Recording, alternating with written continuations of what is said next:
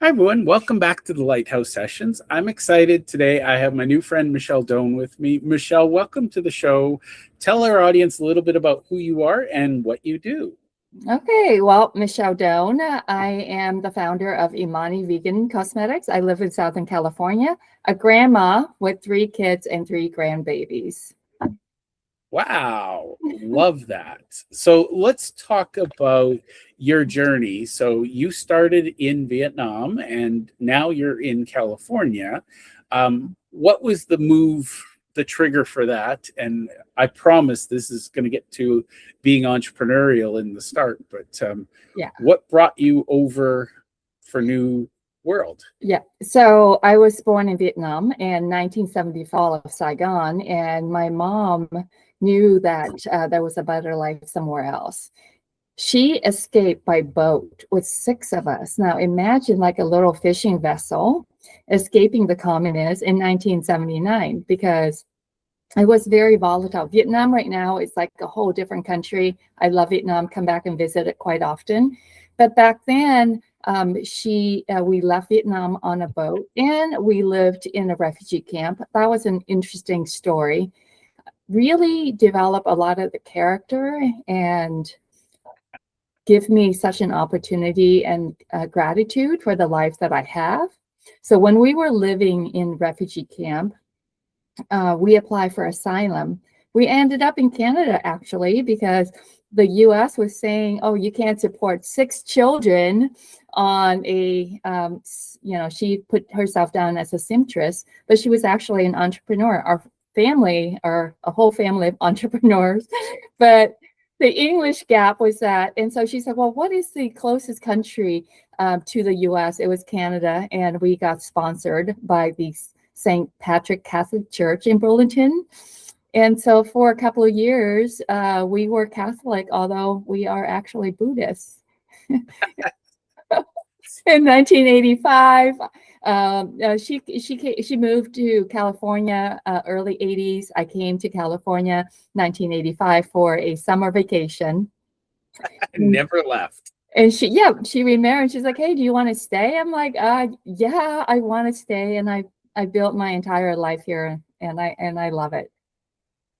I love that story. And for what it's worth, I remember vividly, I was a child in a small community in Saskatchewan, and our church was sponsoring, they called them boat people, which I felt was a little bit cruel, but they were sponsoring Vietnamese refugees.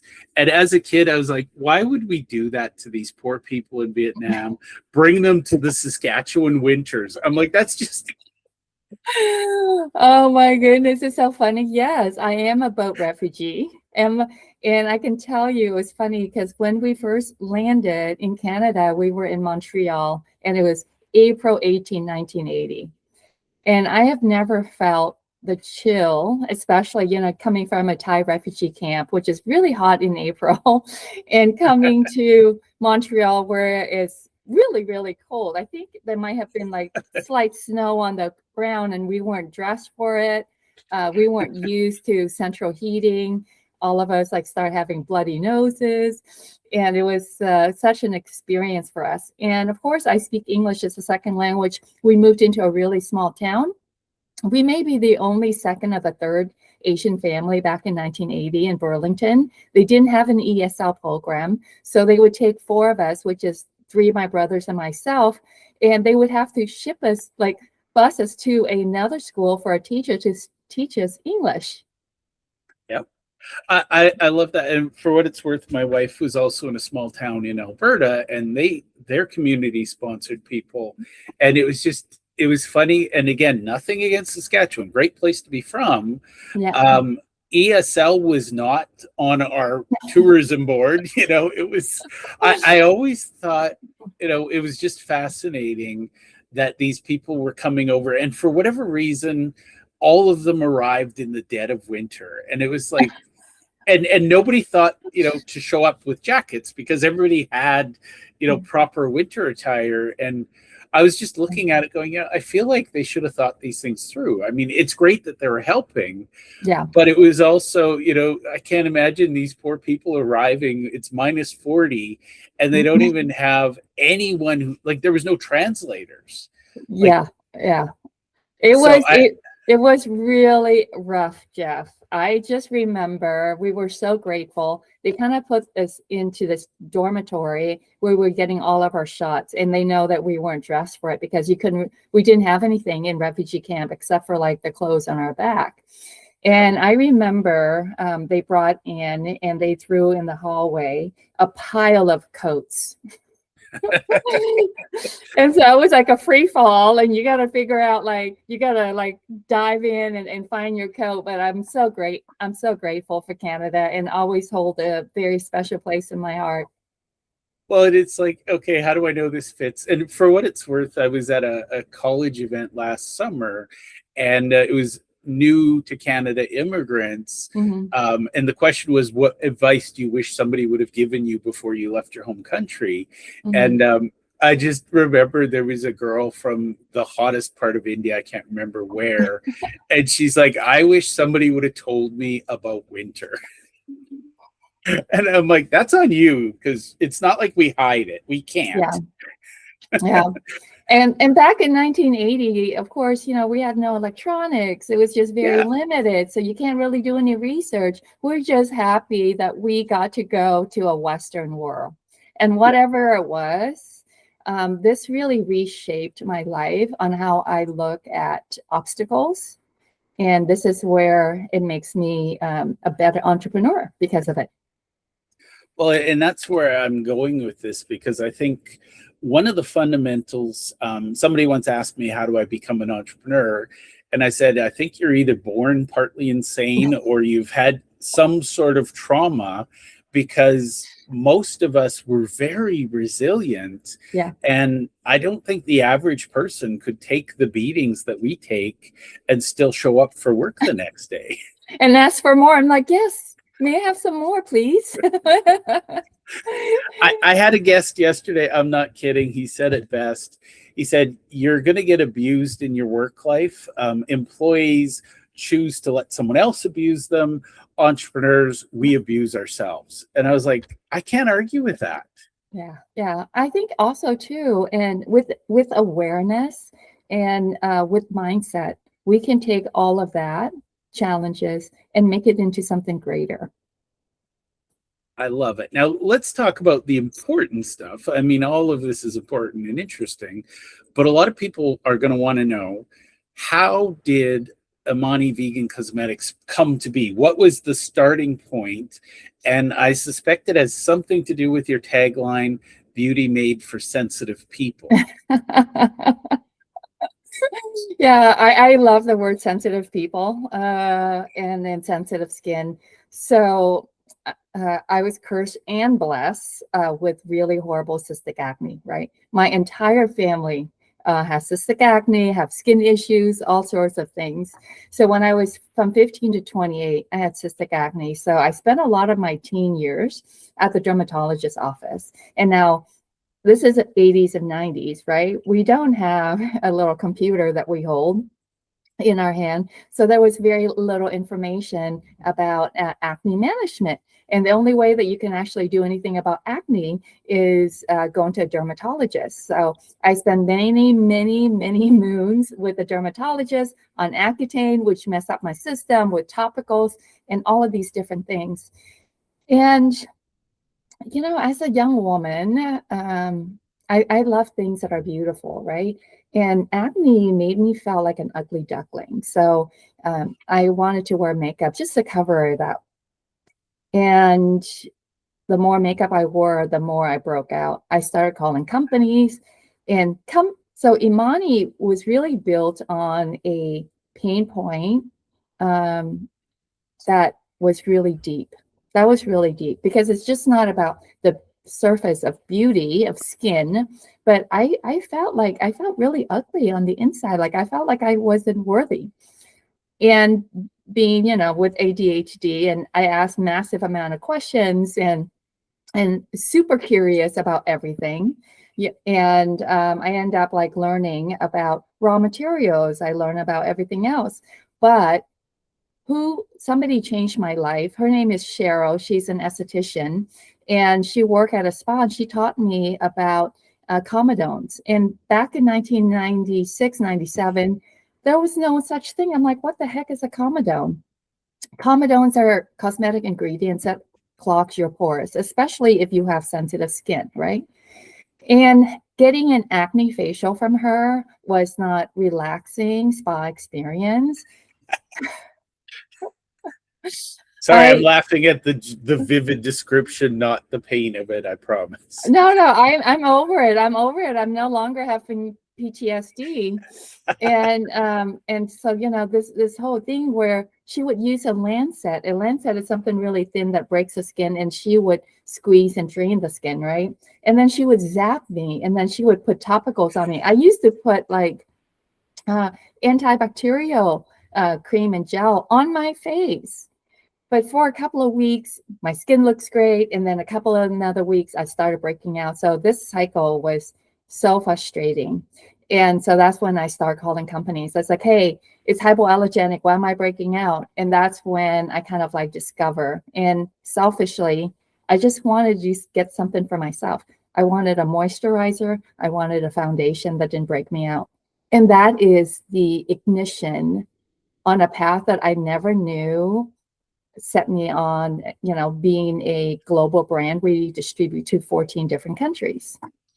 Wow. And I think what I want to underline there, and this is what fascinates me, entrepreneurs are the only people I know who take deep personal pain, almost torture, and then look at it and go, I bet I could fix this. And then the next step is, I bet others would want this solution.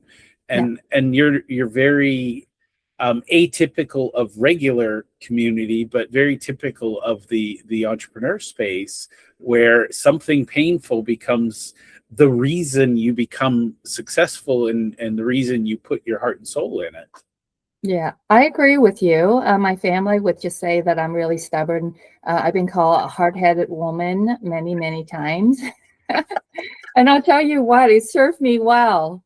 I don't take no for an answer. And I was super intense, in my 20s and 30s. But with age, I've really miled out, because we can talk about the stress, the inflammation, everything that has to do with an entrepreneur, because it's not rainbows and sunshine. Well, I think that's the part that, I'm fascinated by the mindset piece, because a lot of people, they want to talk about the how to, how did you build your company? Yep. But the reality is the how to is it's like the tip of the iceberg. And what people don't see is the resilience, the tenacity, the stubbornness. And, as a child, I was called a lot of things, and stubborn was one of them.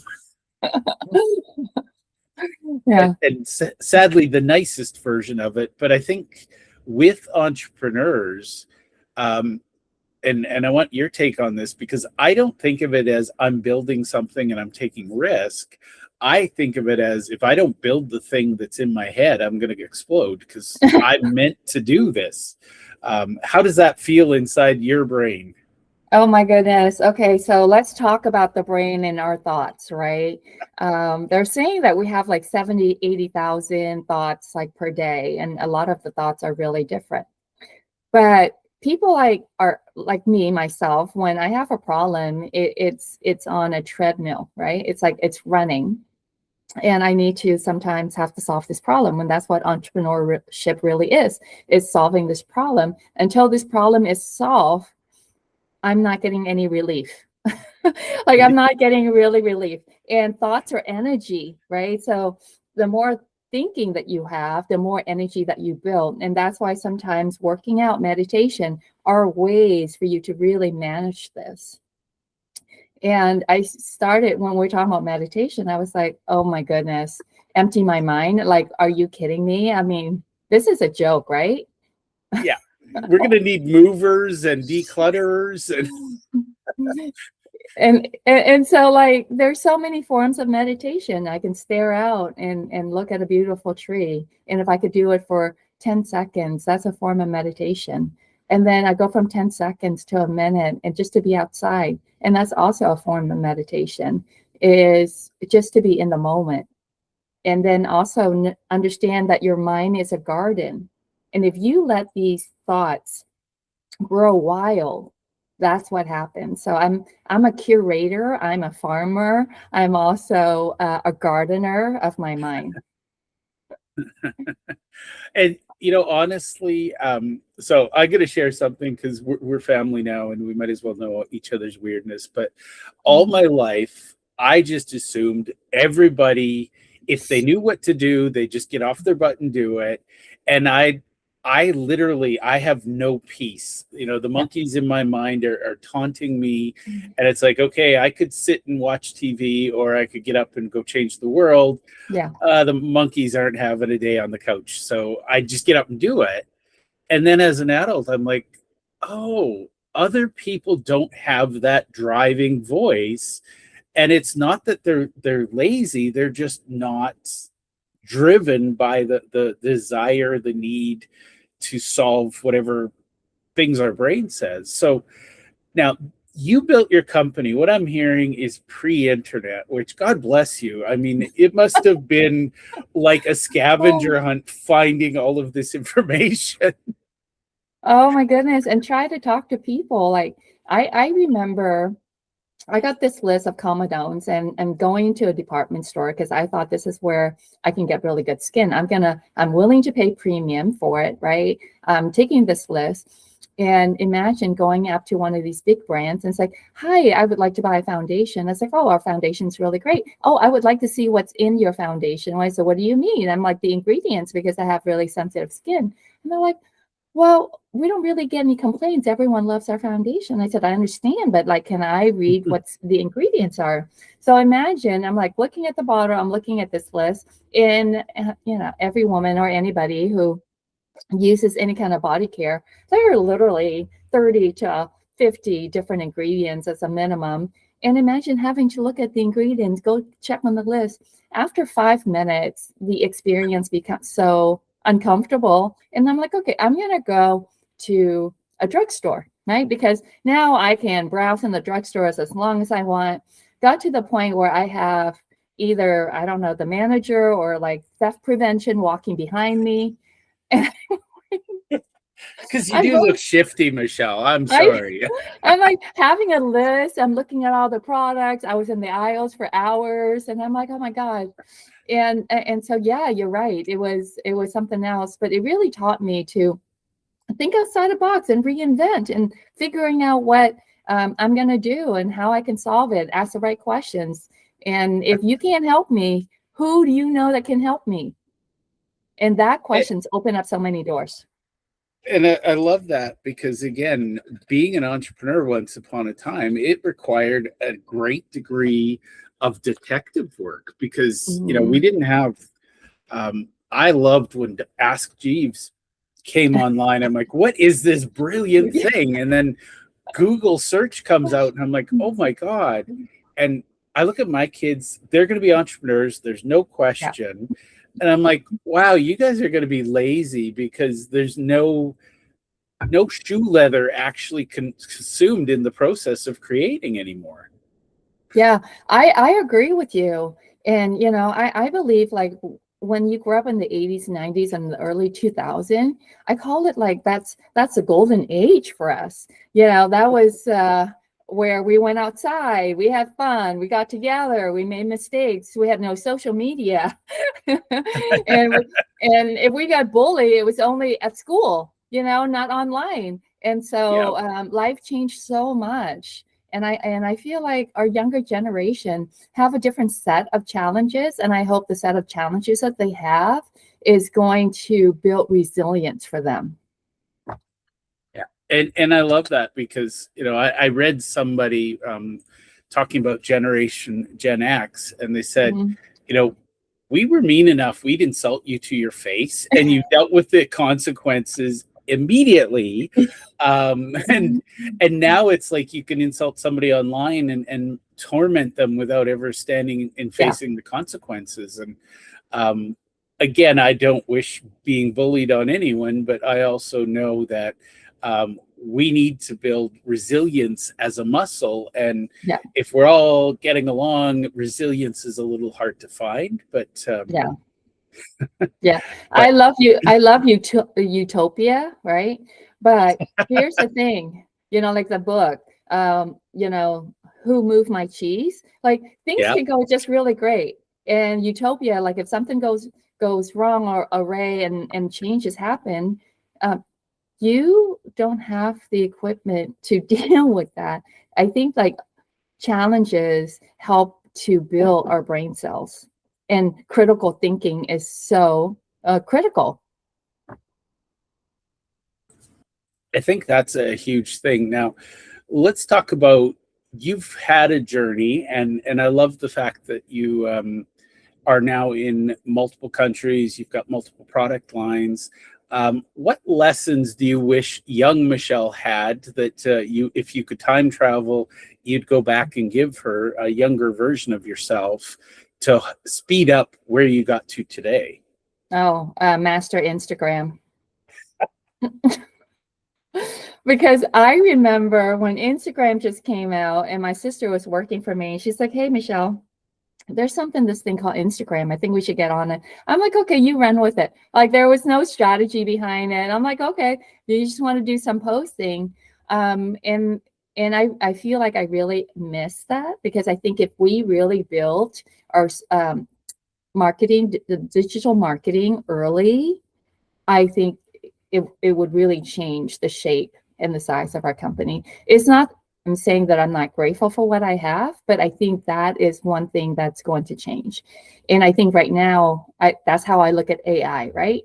AI is like my Instagram back then. It's like, okay, if I don't get on top of this and not understanding and be fluid and spending the time and study, I'm going to fall behind. I really am. And I think that's great advice. And again, it's not just go out and learn Instagram, but it's knowing what we need to pay attention to. I think in this space, and I would say we have, thanks to AI, among other things, and social media, we have more data to filter through than ever before. So I think guiding lights and general instincts are going to be huge. I think it's L'Oreal, I can't remember, but one of the big brands, I was shocked when I was looking at conferences to see how much money they were spending sponsoring AI-based conferences. And I mean, it makes sense now, but at the time I was like, what are they doing with it? Yeah. And cosmetics at the heart of it is just chemistry, and it's chemistry with a little art to it, but knowing what to put together and when and why and how is huge. And I'm fascinated by the scientific and medical aspects of AI, where they're mapping proteins in the human body and how they interact with each other. I'm excited about what we can do. Yeah. That's the one thing that I think is really interesting too. I think every AI is part of our life, right? What's going to separate us from other entrepreneurs and other businesses is how we use AI and what kind of prompts, and we have to think of what levers to pull, using AI that's going to move and launch our company forward. I also think too, AI is really great at marketing. So I get bombarded with so many ads. Oh, let AI do your ads for you, or let AI. And I don't think we're quite there yet, right?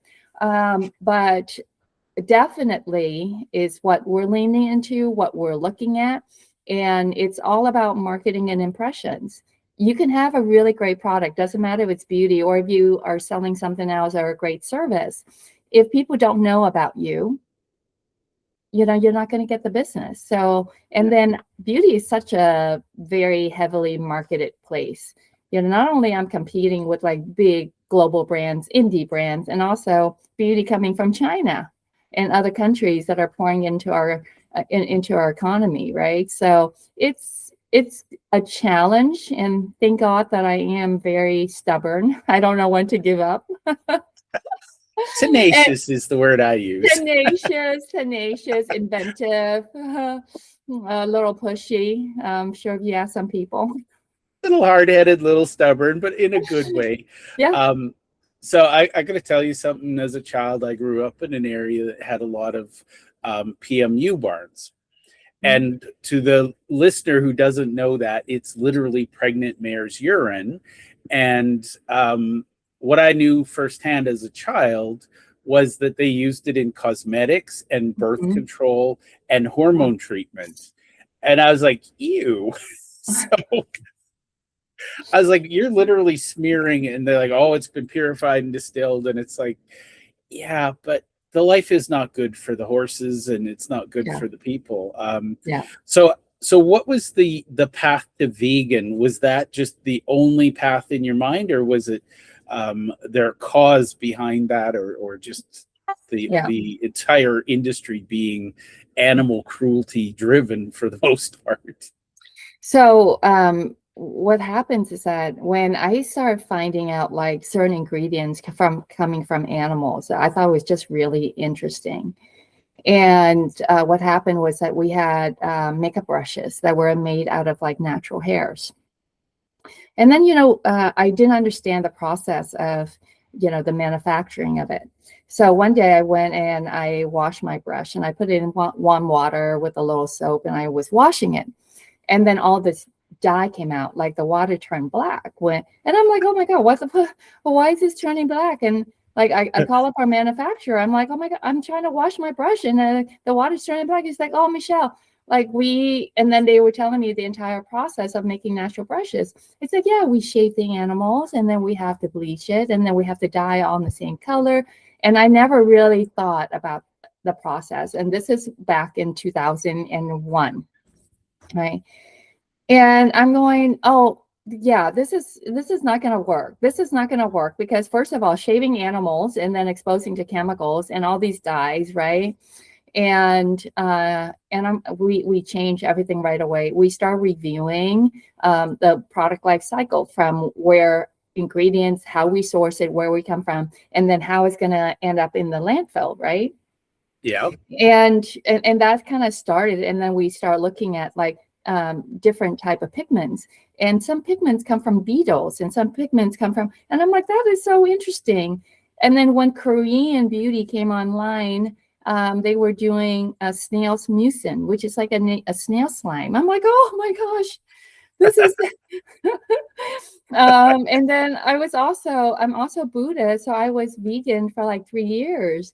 And when I pitched one of our biggest retailer, and they're based in Texas at the time, we were in 200 of their stores. And I talked to the buyer and I said, hi, I said, we're going to revamp the line. And this is back in 2009. And I said, we're going to convert it to vegan. And she goes, sorry, what's that mean? I said, we're going to be launching products without animal byproducts. And we're going to call it Imani Vegan Cosmetics. And I'm going, no, this is a bad idea. No one's going to understand it.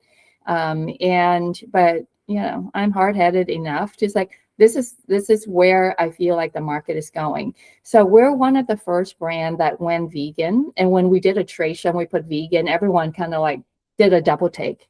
And I'm like, what is vegan? Tell us more about it. And that is where it kind of went up. And we kind of took clean beauty to the next level. But we also took out like petrochemicals, we took out parabens, we took out all these ingredients that are toxic to our bodies. And we just, challenge ourselves with the norm. And after that, there's a lot of companies that are greenwashing and companies that are not being transparent. So for us, transparency and education is really important. I love that. And I think that's the biggest thing is to those who greenwash and who use being earth friendly as a marketing scam. I hate you all and you will rot in hell. To those of you who are not and who are actually doing it, Yeah. I mean, forget what your thoughts might be on the animals. I agree. I love the Buddhist way of do no harm. I think that Yeah. we could all learn a little from that. But just thinking about all of the processes to take the animal byproducts, and Mhm. sometimes it's the animal product, because sometimes the animal Yeah. gives everything to the process.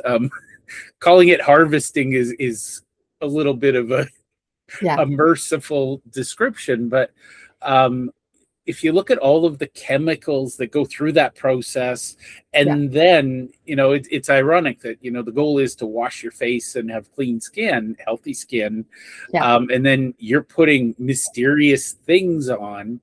I've seen people who develop allergies Yeah. to things, and they think it's the cosmetics, and then it's the brushes or Yeah. the app, whatever random chemical made it through the filtering. And again, love the fact that China wants to bring the world cheap consumer goods, Mhm. but I am also terrified of Yeah. their environmental standards. And I can't help but think, as North Americans, we go, oh, well, we have standards. Yes, but we're then paying third world countries to pollute their landscape to send us cheap goods. Yeah. And we wash our hands saying, well, we didn't build it here. Yeah, yeah, I understand, and that's something that is very close to my heart, and I think a lot about that when we develop products. Like all of our foundation powders and everything are made here, right in California, because we can really control the standard. And our skincare, anything with liquid, are made in South Korea, and they have super high standards. And I also think a lot about, you know, um, I think the consumer mind is more is better. And this is why like our best markets are also in Europe, because European women, they're more minimalistic, but they buy less products, but they really do a lot of research, right? And I feel that is also the trend with Americans too, that they are doing a lot of research. And I'm happy to hear that, because you have to understand what you are putting on your body, because it's accumulative. You're putting it on your body every single day. Like an average US woman, these stats are a little bit old, but we use about, you know, 10 to 13 products per day, head to toe, over 5 pounds of beauty products per year.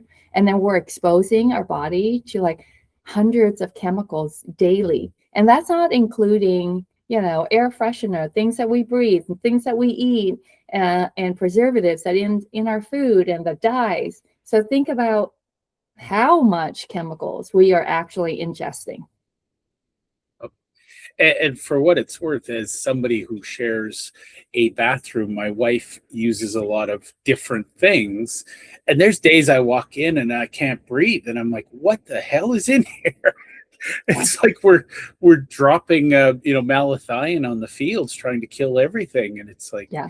um, I can't help but think, and again, not criticizing my wife, because Yeah. she does what she does with what she's found to work, but some of the residual smells, it's like I don't even want to know what's in there, and I definitely don't want you putting that anywhere near, because stuff on our faces gets in our eyes, our mouth, or nose, we breathe Yeah. it.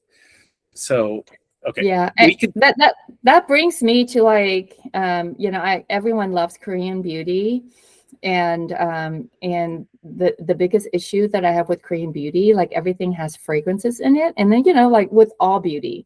So if you see like fragrance listed as part of the ingredients, that's like a really big red flag, because these fragrances have like 26 different allergens that are not really great for skin. So when we build our formulas, we want to make sure that not only is sensitive, but we don't use any kind of fragrances in our product, no petrochemicals.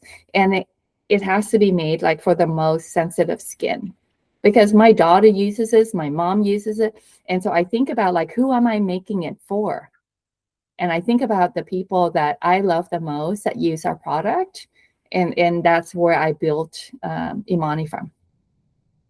I love that, and I think that's powerful, because again, if all of us say, well, somebody else will care about the planet, at some point we got no choice but to get on that shuttle to Mars and go, sorry, Earth. I'd like to fix what we have here. So, Yeah. Michelle, I could talk to you all day. You are fascinating. We haven't even gotten into the stories of how you've grown, and I'm sure every new country is a new adventure in dynamics and diplomacy. Where can people go to learn more about you and your company, and to even look at some of the products that you offer? Imani.com, which is EMANI.com. And Imani stands for, inner strength and outer beauty, right? And if you look at our name, it has man in the middle. And I feel like women are just strong as men on the inside, but we're soft and pretty on the outside. That's why we have that little logo flower. I mean, who else would run a company, work for a company, or like work full time, still take care of their kids and still do laundry and still cook? And, so it's an homage to strong women. I love it, Michelle. I think you give men too much credit, because if childbirth was left to us, it wouldn't happen. We'd be like, nope, I'm out. I'm good. My wife is my stronger half. She's my better half. And I believe we need balance. And I love that. You are a fantastic human being. Now, is it fair to say you're also open to other podcasts and other shows? Absolutely. Yeah, I love to talk to the community. I love sharing the journey. We haven't even talking about like how much mindset can affect your business and affect your health. And sometimes if you're stuck in your business, like maybe you are the you are the problem in the business. So I also discovered that myself. So well, for what it's worth, and this is very topical and timely, but I believe that the person in the mirror is both responsible for every problem in our life and the one who's going to find every solution. So I live free knowing that everything is my fault and everything is because of me. So to me, that feels freer than woe is me, the government's doing this, the politics, whatever. And you and I will have another conversation just on mindset, because it is not how do I do something. The real question is, how do I get up every morning and go back into the battlefield that is business and life? So yeah, absolutely. That is a big wisdom that you just drop, Jeff. I love it. Thank you for having me. Thank you for being on the show. You are welcome back anytime. Let me know.